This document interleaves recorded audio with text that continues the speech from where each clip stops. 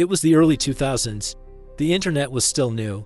You couldn't just scroll through people's lives on social media. You had to actually know them. At the time, I was enrolled at my local junior college, working part-time in the administration office, and had just moved in with my girlfriend. Let's call her Lucy.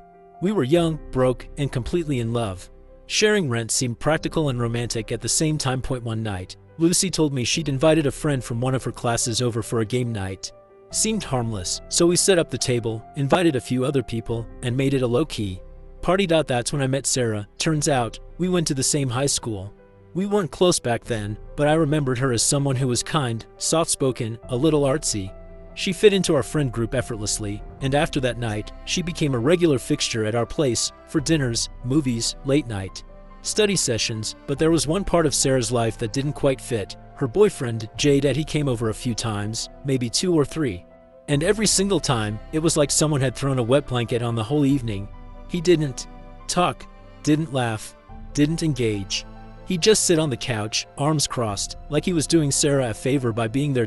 No one liked him. Not because he was awkward, but because he made everyone else uncomfortable. You could feel it, like he was judging us, resenting us. Even though we were just trying to be kind, but we kept inviting him, for Sarah's sake. She always looked so grateful, even when he declined. Then came the call. One night, Sarah phoned Lucy. She was sobbing so hard I could hear her through the receiver. She asked if she could come over. Of course we said yes. She showed up about 30 minutes later, red-faced, trembling. She looked like she'd just escaped something, and in a way, she told us Jay had accused her of cheating because she spent too much time at our place. He didn't say whether it was with me, with Lucy, or with all of us. Just vague, paranoid rage. When she tried to leave his apartment, he stood in her way, called her every name in the book, whore, slut, liar, and when she pushed past him, he shoved her. She fell hard, hit a coffee table, bruised her lower back and hip. She didn't show me, but Lucy saw it later. Said it was the size of a grapefruit. Sarah swore it was an accident, that he'd never done anything like that before, that it would never happen again, but I couldn't let that slide. You don't hurt someone like Sarah. You don't ever hurt someone like Sarah. I'm not a fighter. I've never punched anyone in my life.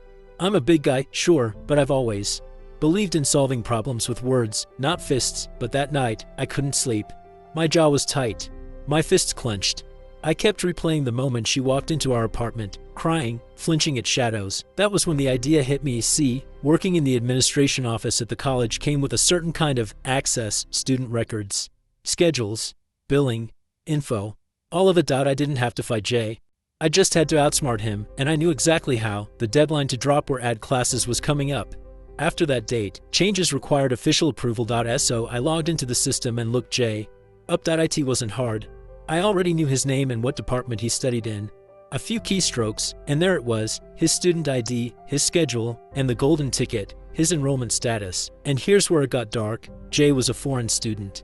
That meant he was legally required to be enrolled in a certain number of units to keep his visa valid. If he dropped below that threshold, he could lose his visa, be kicked out of school, maybe even out of the country.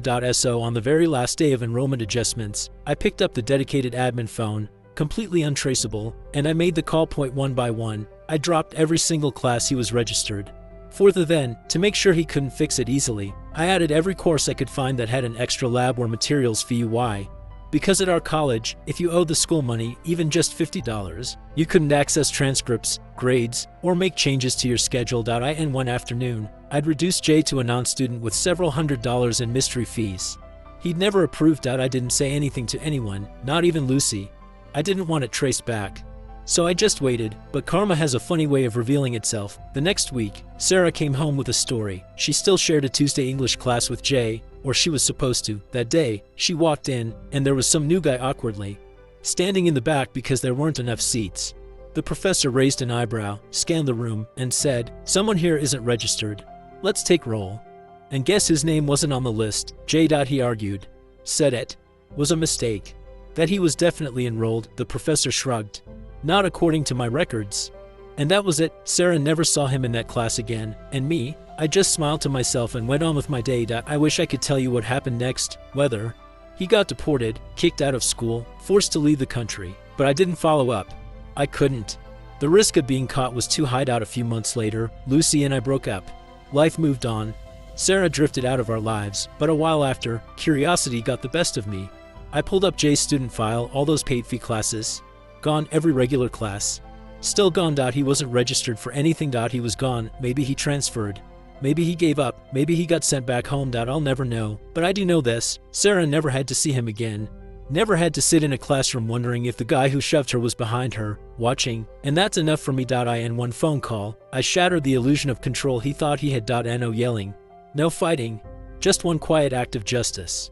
From behind a school desk. Some people would say it was petty. I say it was surgical. He messed with the wrong friend. Sometimes revenge doesn't come in the form of violence or rage. Sometimes it's a quiet deletion. Sometimes the best way to stand up for someone is to make sure their abuser simply disappears. If this story gave you chills, hit that like button and share your thoughts in the comments. What would you have done in my shoes? And don't forget to subscribe for more true revenge stories that prove karma always finds a way. Until next time, stay safe and protect your people.